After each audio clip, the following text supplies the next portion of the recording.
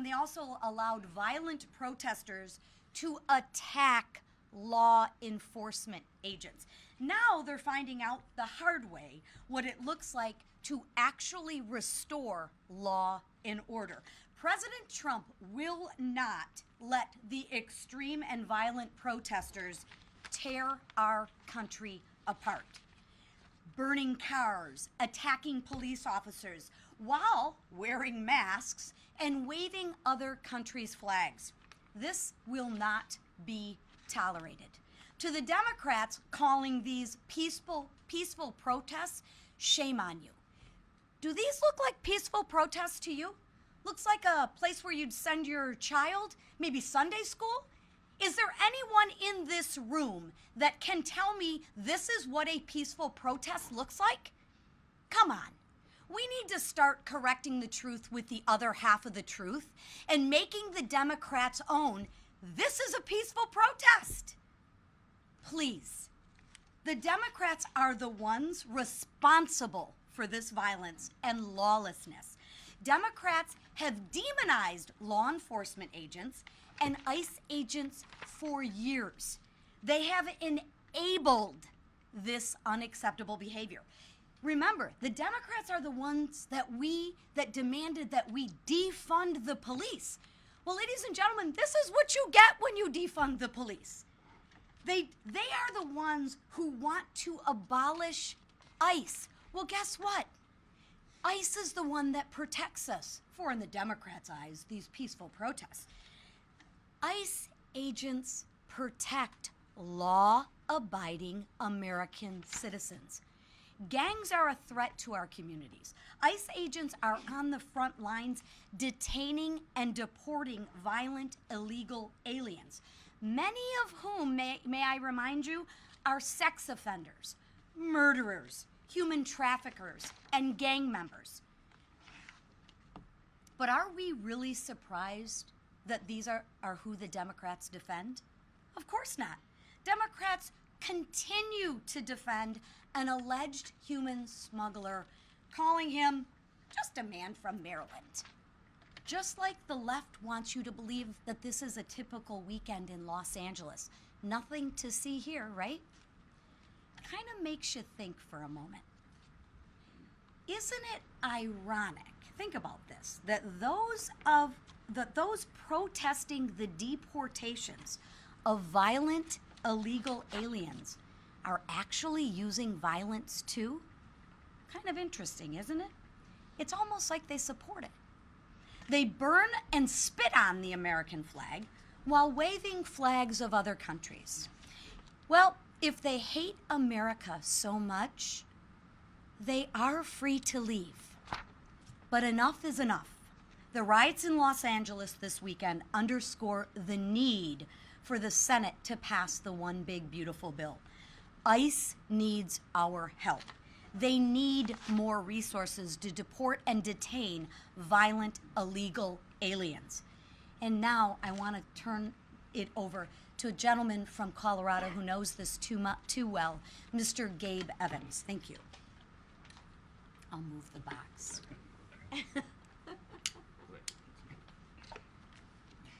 Well, thank you, Chairwoman. Thank you, Speaker, for grabbing the box there. Gabe Evans, Colorado's 8th Congressional District, and I'm here today because of my resolution that passed the House yesterday with broad bipartisan support condemning the anti-Semitic firebombing terrorist attack that occurred in Boulder, Colorado, which is about 20 miles away from my house where I live.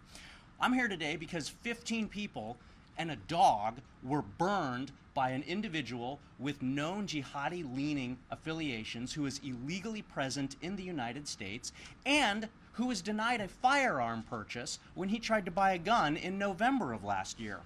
And so, of course, the very first thing in this situation is our thoughts and our condolences, of course, go out to the victims and to the Jewish community that are suffering from this rising anti-Semitism. But more than that, we have to ask ourselves, why?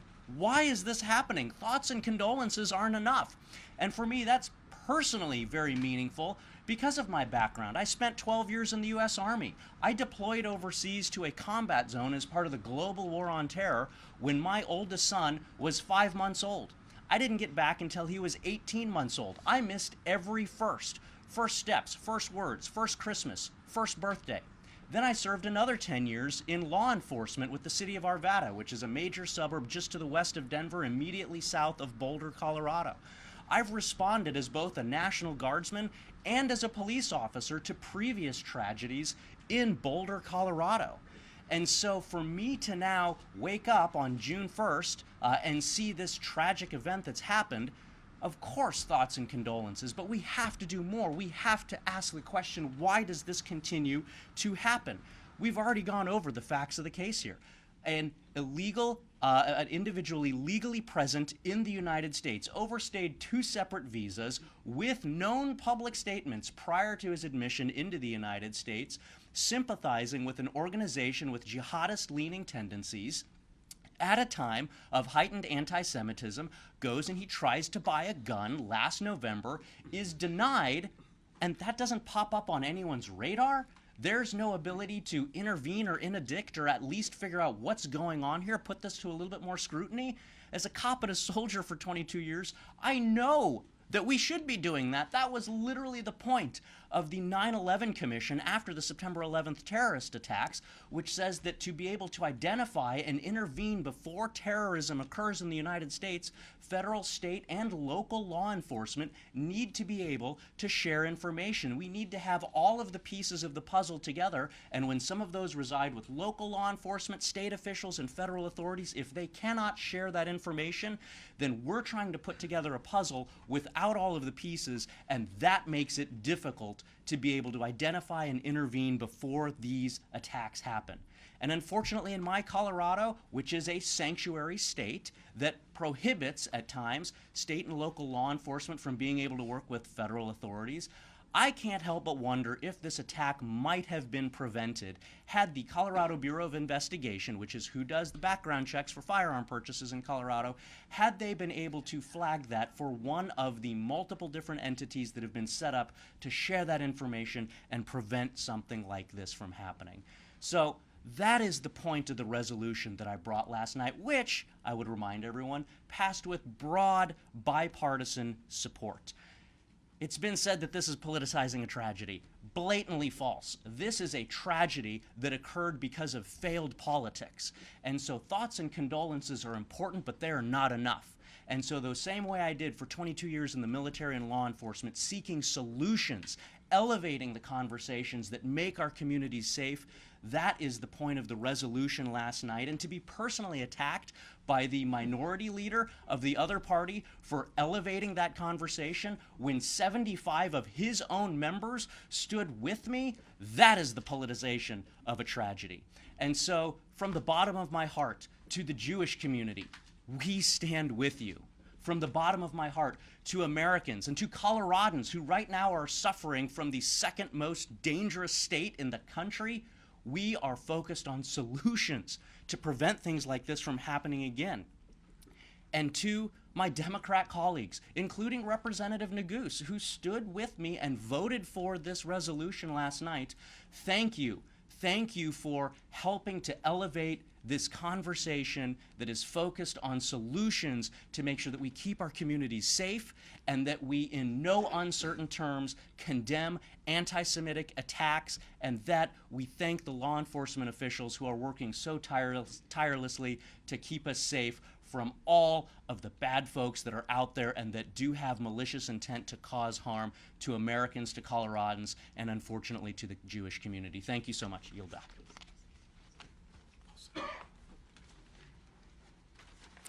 Thank you, Gabe.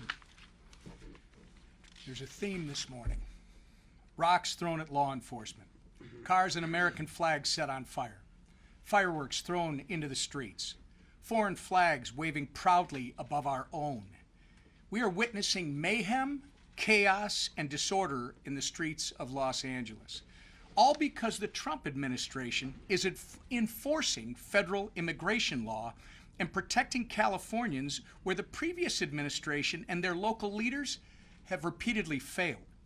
The violence against ICE officers can also clearly be attributed to the delusional, inflammatory rhetoric spawned by the left, including the words of my own incompetent and partisan governor, Timmy Walls, who recently called immigration authorities, quote, the modern-day Gestapo.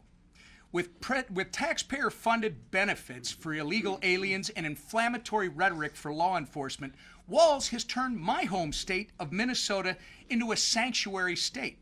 And this week, he's going to answer to Congress for his failures.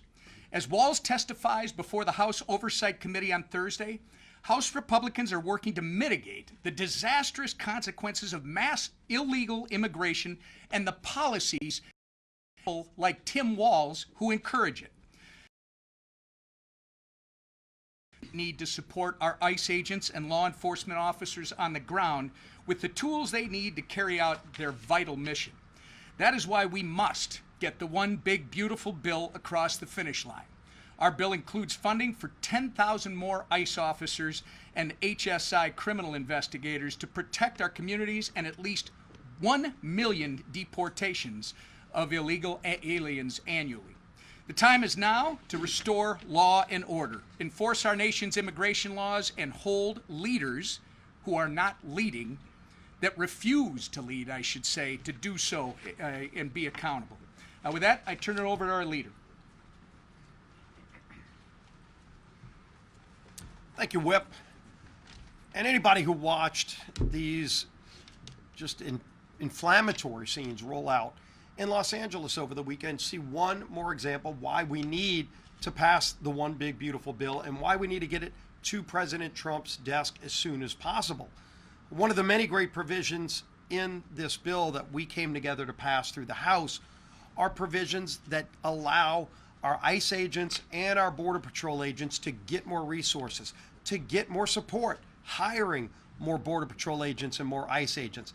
Frankly, it's one of the reasons that every single Democrat voted no on the bill, because they want open borders. They want the chaos and the mayhem that comes with sanctuary cities and sanctuary states that we've been standing up against. They had the opportunity to join us, and they deliberately chose to vote no because they want higher taxes, they want open borders, they want to close off our energy resources, all the things that were in that bill. And so we're going to continue moving forward. The Senate is doing their work now, and I'm confident the Senate is going to move through quickly to get that bill through the Senate, ultimately back to the House for any minor changes, and then to the President's desk so that we can hire those additional Border Patrol agents, hire those additional ICE agents to keep Americans safe. And by the way, if you're a citizen of the state of California, while your governor is failing you miserably, at least we have a president in Donald Trump who is willing to say that he will step up and try to protect those same people, law-abiding people who are sick and tired of the lawlessness. They are disgusted by a foreign flag being waved in an American city and their governor defending the people that are actually burning down the city, trying to call it a peaceful protest. Don't insult the intelligence of the American people. They see what's happening. They know why it's happening. The far left Democrat Party wants open borders. There was an election run on this. The American people said enough is enough. We want secure borders, and that's why they sent Donald Trump and a Republican House and Senate to Washington. And we're going to keep fighting for those families who are sick and tired of what they're seeing in cities like Los Angeles and other lawless cities in America. So we're going to deliver on our promise. One more really positive thing that came out just a few days ago, the White House's Office of Management and Budget did their assessment on the House's version of the One Big Beautiful Bill and confirmed what we knew, that with the economic growth you'll get, with the job creation, the increased wages for families, we will end up seeing about $1.5 trillion reduction in the national deficit over the next 10 years. $1.5 trillion reduction because of the growth we'll get from this bill, because workers will have more money in their pockets when the government doesn't have a $4.5 trillion tax increase that every Democrat voted to impose upon them. Waiters and waitresses at all of your local restaurants will have more money in their pockets because of no taxes on tips. Your blue-collar workers who go to work and sometimes have the opportunity to work overtime and maybe wonder if they should do it because of all the taxes that they'll end up paying on that overtime to be away from their family, will no longer have to worry about paying taxes on overtime. And that's going to spur investment. It's going to spur more job creation, and it's going to spur more money in the pockets of those blue-collar workers. So that's going to be another really big important aspect. So that OMB report coming out really underscores one more reason why this bill is so important to the people of the United States. And then, of course, this week we're taking up the rescissions package. Thursday we will vote on that. We've been answering questions from our members, but our members are ready to go lock in some of those DOGE cuts. DOGE identified waste, fraud, and abuse in so many areas of the federal government. This is a start. It's a good start. It's an important first step, and we're going to take it on Thursday. With that, our leader, who is getting us through all of these challenges, making it look easy, Speaker of the House, Mike Johnson. Thank you, Leader Scalise, and this great team. Thanks to Gabe Evans for his leadership and helping out this week and taking care of business in Colorado. It's really an interesting time in America and in American politics. Republicans are governing well, and we are delivering on our promises, and we are bringing solutions, and we're working around the clock every day to make sure that that is delivered for the people as we promised them last year on the campaign trail. Meanwhile, Democrats are engaging in the applause of destruction of cities and all sorts of chaos. The contrast is so clear, and everybody can see it. And we had all the Republicans gathered together for our weekly meeting here just in the last hour, and we showed them poll after poll after poll that confirms what we all know intuitively. The American people see who is doing the job, and they are losing their tolerance for the nonsense by the Democratic Party, and you can't make this stuff up. We talked a lot a bit this morning about what's happening in Los Angeles because it is such a great exhibit to show what is happening. A picture's worth 10,000 words, of course. You know, while the rioters have been burning police cars and looting storefronts and physically assaulting law enforcement officers, it's important to remember how we got to this point, to this level of chaos, because this didn't happen overnight. 4 quick points to make us all remember. You know, we're in a busy news cycle, and people sometimes forget the facts, but the Biden administration welcomed maybe as many as 20 million illegal aliens across that border and into our country in a 4-year period. Sanctuary states like California rolled out the welcome mat. They embraced it. They offered aliens protection from federal law enforcement. Think of it. They're on the wrong side of the law. And they provided them with health care and housing and taxpayer-funded benefits. It's truly almost unbelievable, incredible what these Democrat leaders of these cities and states have done. President Trump delivered on an ironclad mandate from the American people, and just as we said throughout the entire Biden administration disaster, the law always allowed the president to stop it, and President Trump did it with bold visionary leadership. He stopped the invasion of our country, and he engaged in the largest mass deportation effort in U.S. history. We're in the midst of that right now. Rioters, acting on the words of politicians like AOC and Hakeem Jeffries, are trying to stop this effort by burning storefronts and endangering the lives of patriotic law enforcement officers. The contrast could not be any more clear. Time and time again, innocent, hardworking Americans have been harmed by the failed leadership of Democrat governors like Gavin Newsom. President Trump was absolutely right to send in the National Guard and to clean up for the governor's failures. You know, Gavin Newsom's been in this effort for the last several months to try to reinvent himself, to rebrand himself, okay? It's pretty difficult to do when your state is a safe haven to violent, criminal, illegal aliens, and you're the one at the helm. You can't hide this stuff. The President of the United States has a responsibility to maintain law and order, particularly when the lives and livelihoods of federal law enforcement officers are threatened. What we're doing there with the federal forces is we are protecting federal buildings and property and personnel, and the President is showing strong leadership in doing so. Because, you know, it's those men and women, the federal law enforcement officers, who deserve our support right now. And the one big beautiful bill, by the way, as Leader Scalise noted, delivers much needed reinforcements. In this bill, we have funding to hire a minimum of 10,000 new ICE agents. We're going to provide a $10,000 bonus to Border Patrol and ICE agents on the front lines. We're going to include $45 billion to expand ICE detention capacity and $14.4 billion for air and ground transport to carry out at least 1 million deportations every single year. We'll have to do that for quite some time because they let so many people in. We're starting with the dangerous illegal aliens, and that is exactly who the rioters and the politicians in California are trying to protect, and it's incredible. While Republicans are supporting the men and women of ICE through the One Big Beautiful Bill, Democrats are fighting for those illegal aliens and against law enforcement agents They're defending the violent anti-ICE protesters in LA. They visited a violent MS-13 gang member and human trafficker in El Salvador. They charged an ICE facility and clashed with ICE officers. That was members of the House of Representatives doing that. They're advocating for people to dox ICE agents and making them targets for threats from radicals. And they're calling for the elimination of ICE. Don't forget what ICE stands for. People get caught up in the acronyms or lost in the acronyms. The U.S. Immigration and Customs Enforcement Agency, okay? It is to enforce federal law. It is to enforce a secure border. And the Democrats want to defund that. Just let that settle on you a bit. They're even trying to hide it, and they're not even trying to hide it, okay? They're openly advocating for illegals instead of American citizens. I don't know. We could talk about this all morning, and we have. Let me move on. With regard to the business in the House this week, the House will vote to approve the White House's request to claw back $9.4 billion in wasteful spending. $8.3 billion of that is wasteful foreign aid with all the atrocities that DOJ uncovered in USAID, and $1.1 billion for the Corporation for Public Broadcasting. That's PBS, NPR. These are common sense cuts, and I think every member of this body should support it. It's a critical step in restoring fiscal sanity and beginning to turn the tides of removing fraud, waste, and abuse from our government. Have you checked the public opinion polls? That's what the American people want, and they demand and deserve, and we're going to do it. I read some of the greatest hits last week out of this, but I just want to list a few more examples, okay? Last week he gave you some of the real high level, high number amounts, but these are lower dollars, but they matter. Listen to this, $33,000 we're going to cut.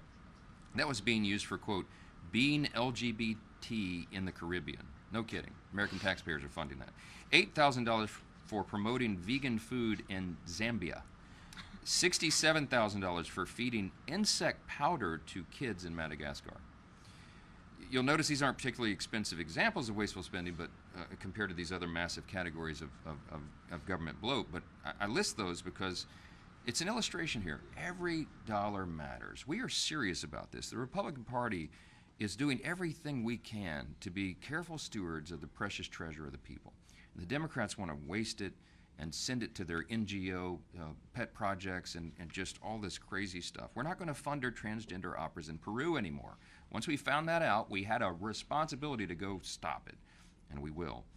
This rescission package is a critical step, and it's one of many. There will be several of these that will come from the White House. We'll work together with the administration to cut out all the fraud, waste, and abuse. We're fighting a multi-front war against the deficit. Don't get lost in this, okay? This is a multi-step process. I've tried to explain on all the interviews I've done over the last couple of weeks. The One Big Beautiful Bill is going to reduce spending by over $1.6 trillion, as has been noted this morning. The rescissions package will rescind $9.4 billion in wasteful spending, the first of many of those. The annual appropriations process will allow Republicans to further codify DOJ cuts and spend less money and be careful stewards of each dime. And the revenues found from the president's tariff agenda will also reduce the deficit by $2.8 trillion over 10 years. This is real money, and we're going to turn that aircraft carrier. You don't turn it on a dime, you've all heard me say. You can't make deficits and debt disappear overnight, but we're at it. And we're going to continue this step-by-step process to get our fiscal house in order and do right by the taxpayers. We're chipping away at it every day, and the rescissions vote on Thursday is an important signal. House Republicans are serious about getting our fiscal house in order, and we'll do that. All right, let me take a few questions. Front row. Speaker Johnson, the president said, possibly in jest, that if he were Tom Homan, he would arrest Gavin Newsom. Do you believe that Newsom should face consequences in a legal way?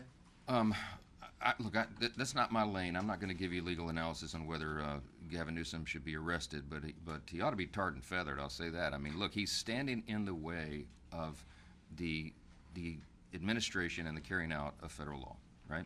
He is applauding the bad guys and standing in the way of the good guys. He is trying to, he's a participant, an accomplice in our federal law enforcement agents being not just disrespected, but assaulted.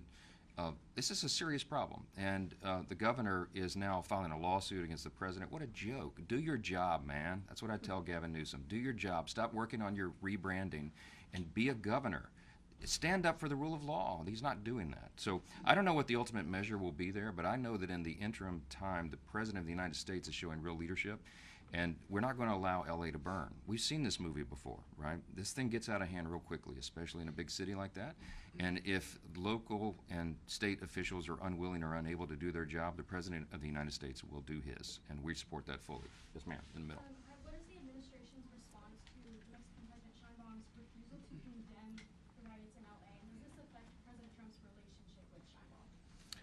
I don't know. You have to ask the White House that. I mean, I gotta handle our affairs over here. Yes, ma'am.